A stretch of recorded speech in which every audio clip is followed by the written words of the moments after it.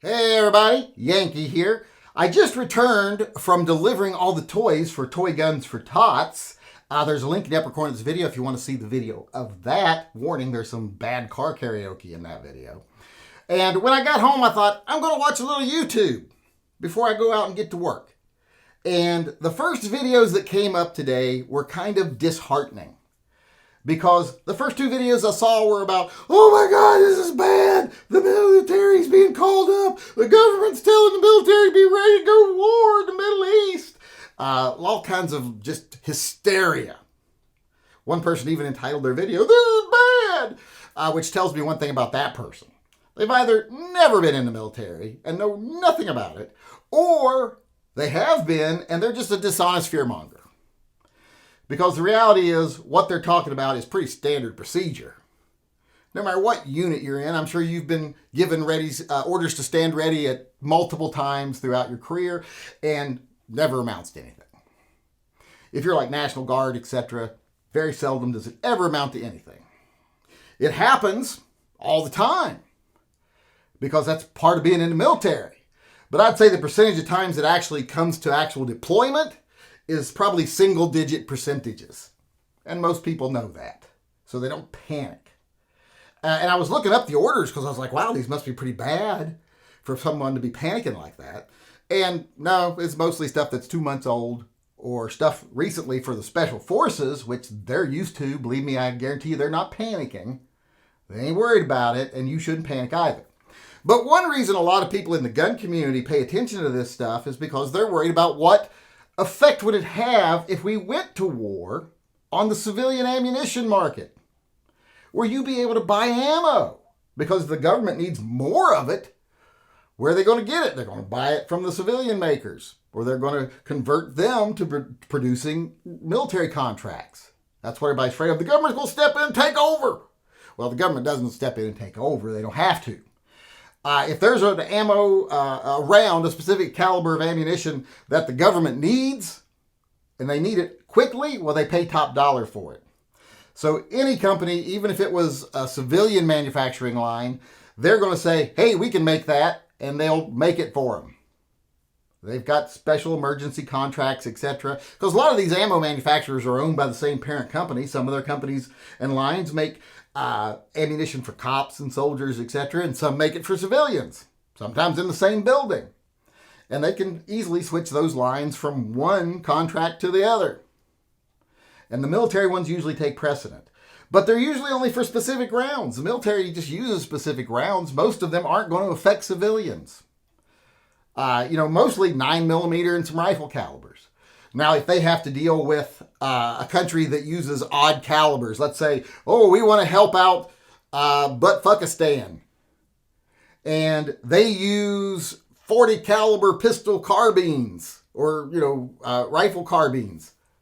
Well, then they're going to have to be like, oh my God, we need a lot of 40 ammo to send over. We don't usually buy a lot of 40 ammo. We're going to need to triple what we buy.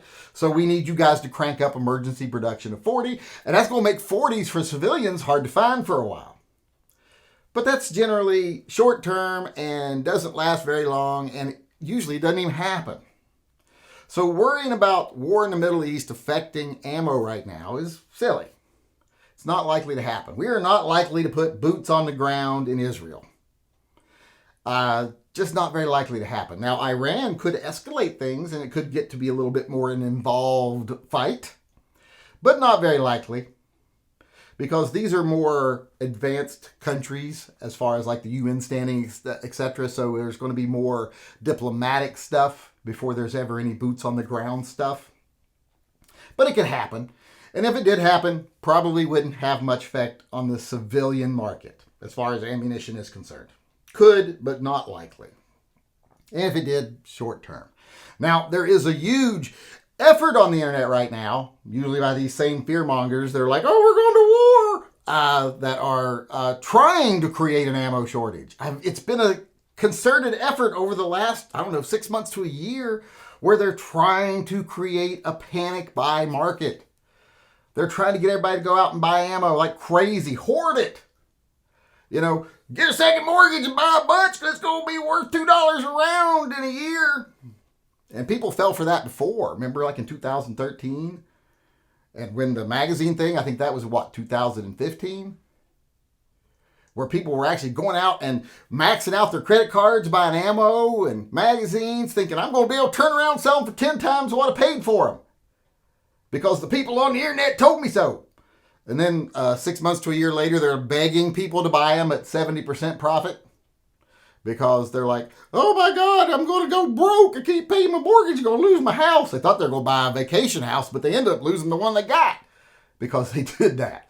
So the chances of this having a major effect on the ammo market, not very likely. The fear mongers online are going to have more effect on that. I saw a video the other day of someone, oh, we can't buy any ammo here in Vermont and Illinois. There's no ammo. And then I saw 3 more videos by people responding, basically saying, the stores are full of ammo. You seem to have chose one little shop that had an empty shelf and stood in front of it and made a video, but all the other stores had plenty of ammo. So I don't know why they're trying to create, well, I do know why they're trying to create this. It's good for business. It gets them views because people love bad news and they love fear-mongering. And it's good for the ammo manufacturers that support them. Pay them money to make videos that sponsor them. So it seems like that's been a thing because we've had a big slump in sales. Since we've been winning all these things in the Supreme Court and stuff, there's been big slumps in sales of ammunitions and guns, etc. So they're trying to build that back up. They want those panic buying levels back. So they're trying their best, but there's really no reason for it. So I wouldn't be too worried about the war in Israel. Now, I'm not saying I have a horse in this game. I'm not a fan of Israel, but I'm also not a fan of Hamas. I actually consider Israel to be the slightly lesser of the two evils when it comes to the Israeli government and a militant Muslim Hamas government, Islamic government. I do not like them at all. I don't like seeing children killed on either side, that's for sure. But I also don't really blame the good guy when he shoots at a terrorist. If that terrorist steps behind a child and a child dies, I blame the terrorist, not the person, the good guy shooting at him. So, like I said, no horse in this fight, but the chances of us putting boots on the ground is slim. We're mostly going to send them money, machines that we need to get rid of anyway, ammo that we want to get rid of anyway, stuff that, coming to the end of its contract service life where we have to buy it again. So we love to do stuff like that. So that's mostly what we're going to do. There's not likely going to be any boots on the ground anytime soon. And these get ready orders, they're standard procedure. The stand ready, that's something that the Army does. And like I said, I guarantee you they ain't panicking. It just seems to be these talking heads on the internet that are panicking. And they seem to be panicking because they want to profit. So stop listening to the talking heads. Stop causing problems that we don't need to have by panicking because you listened to the wrong people.